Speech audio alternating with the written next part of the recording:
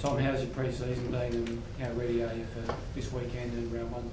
Yeah, had a bit of an interrupted pre-season early, but I've been able to get back onto the track and get some minutes in, and I played 90 minutes on Thursday night, so I feel like that's a good base to be able to launch into the next part of the year. How'd you feel the other night?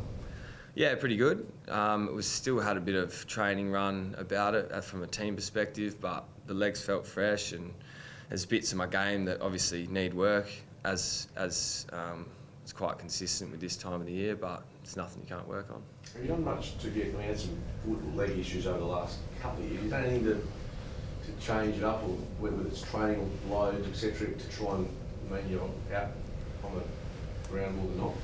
Yeah, well, that's been probably the biggest improvement, trying to figure out the training regime that works for you.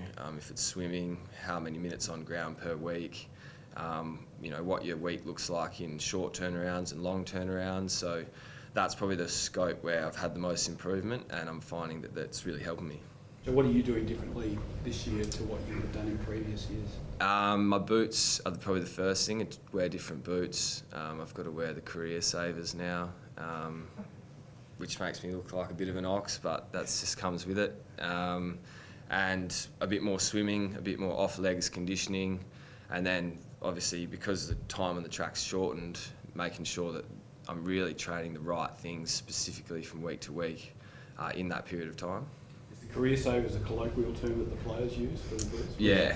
So what are they? So they look like a sneaker with studs on the bottom, and so they've got a bit more cushioning, a bit more support. As I say, they're a bit chunkier and a bit slower, but it looks after my feet from week to week, and especially throughout the training week where Lathlane hasn't had too much footy played on it since we've been here, and the same with Optus. They're yet to really soften up. So if you can look after your feet during that period of the week, you certainly find it helps on game day. Have you received any assurances from Optus that it's going to be a softer surface? I know they've been working towards that, but that's been a concern for both clubs. No, I don't believe so, but it's sort of out of my hands, and it's something that I try not to spend too much time thinking about. It's just the way it is. They can't, as long as they're ensure that they're working as hard as they can to get it right, then that's all I can really have to say. Do you expect to have Jeremy McGovern alongside you this week against Fremantle? I would hope so. I think his training's coming along really well. I think he's at that stage now where he's almost ready to start playing and getting some minutes in, so I think it'll be up to the coaches and the strength and conditioning staff. How's the backline going as a group, do you think, confidence-wise and working together? Yeah, good. We've always been a really tight group, the backline. As I say, this time of year, because of the way the season works, everything's different to how it usually is during the season, and usually takes 5 rounds until the season settles and the playing styles get a bit more consistent and everyone can really gel in. But, with mixed personnel and the holistic backline, we're just finding our feet. There's some good new young players coming through. There's some middle tier players who are playing really well. And the older players, they're quite consistent. Bunga and Scully, they give what they've got. And so it's a really great system to be a part of. Can you give us an assessment on your 2019 season, Tom? You were a star in the 2018 Grand Final. You almost had it almost looked like you had some, because you had some fitness interruptions, some maybe form and confidence issues towards the end of the year. How did you feel about it? Yeah, I'd say that's probably spot on. I started the year quite well. I got injured, had to have a surgery, and throughout that process, I probably just lost my enjoyment for the game.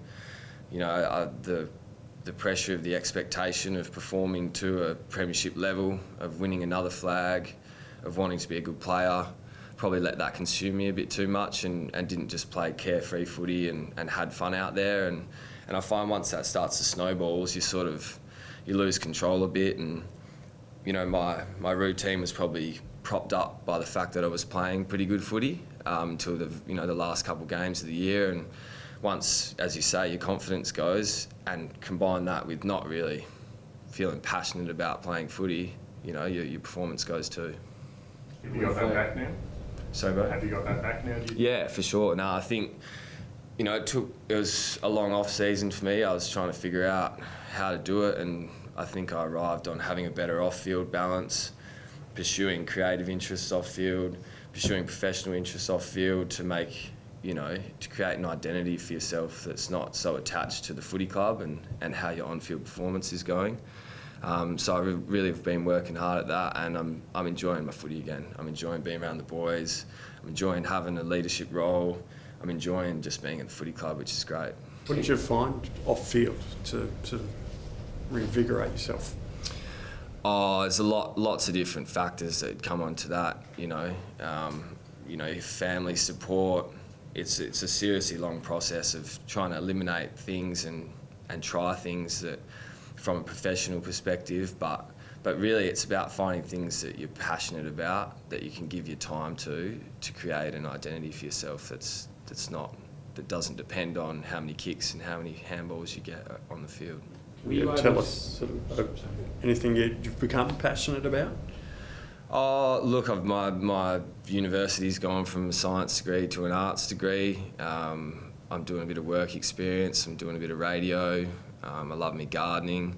It's just about becoming, aware of these things and trying to accurately give your time depending on how important they are to you. And, it's not an easy profession.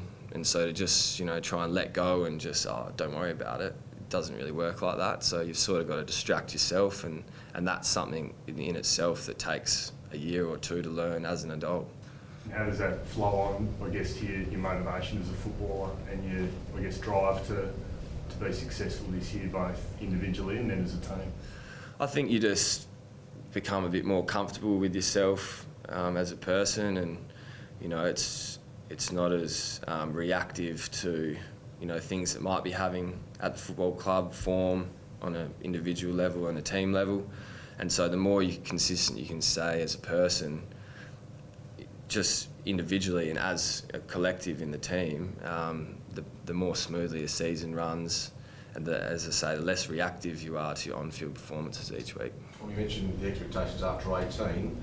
This year's different. You didn't obviously get to the GF, but there seems to be so much hype with Tim and Nick in the mix that there's expectation that you'll be thereabouts. Do you feel that sort of from within the bubble that there's a lot of talk about how good this year could be if things go well? Not really, to be honest, mate.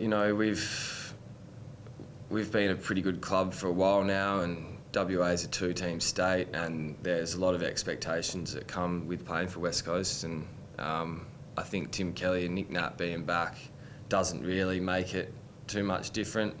You sort of start again at that level pegging where you might be expected to make finals, you might be expected to make top four, but that's later on in the year. Right now it's just gelling as a side, having fun, playing footy, getting everyone on the same page for the game plan, so that when the pressure time does come towards that back end, we really know what we're doing. When you sort of had to look outside the club and find balance, I suppose, Tom, were you able to do that yourself, or was there someone from the club that's kind of guided you through that process? It's probably both, really. I had to do a lot of thinking myself about what I wanted to do and where I wanted to put my time, and how do I be the best version of myself, and what does that look like. But that template in which I used came from the footy club. It came from the support around me and the teachers that I've got, and our staff and our development coaches and our senior leaders who are well versed in this stuff. And it's nothing that no one's been through before. Most players go through it at some stage where they sort of lose their passion for the game for a period of time, and that's the nature of the footy club. And at West Coast we were really well equipped to deal with it, and I'm very thankful of that, because I'm back here loving my footy again, happy to be talking to you guys again. You're more excited about an arts degree than science? Well, everything's subjective, mate. So, I think it's just about trying things. I'm not set on an arts degree, but it's just about trying to find things that interest you. And my maths and my physics that I was doing wasn't particularly interesting for me at that time. I found I couldn't sit down and do it. I didn't enjoy it. So just trying a few different things to see what makes you better. Do you see, when you look around the league, you see some of the guys stepping away from the game for periods of time. Do you see guys that are falling into that trap of wrapping up so much of their identity in their craft, and then when it doesn't go right, the bottom falls out? Absolutely, yeah, absolutely. And I think that it's probably more of an issue as you get towards the end of the career if you don't work on things like this now, is because you come out of the game and you've developed habits that aren't sustainable for someone who's not getting paid great money and now has a couple kids, and on top of that your identity's attached to this, and when it gets taken away from you, you're just completely out on your feet. So I think that's something the AFLPA has recognised, and the AFL itself, the issues around mental health, and it's something that they've urged the clubs to start working at, as well as themselves, and I think that it's starting to come on. You came through juniors with Jesse Hogan at Claremont, and as I understand it, he's been a friend of yours. Have you checked in on him and seen how he's going with his battles? No, I haven't spoken to Jesse since his time away from the club, but I wish him all the best. Hopefully he's going okay. So no, I haven't spoken to him. Kennedy's obviously about to complete his first full pre-season in a very long time. There's rumours this could be his best season. What are your thoughts on that? Yeah, well, without putting any added expectation on JK, I think he's looking really good, and people forget, or seem to have forgotten, last year for about 3 rounds when he kicked 1 or 2 goals, that he's been the best forward in the competition for 10 years, and he's an absolute beast. And I feel like the way he's prepared himself this pre-season, he might have remembered that too, because he's hungry and he's looking in great shape. So I'm excited to see where he goes.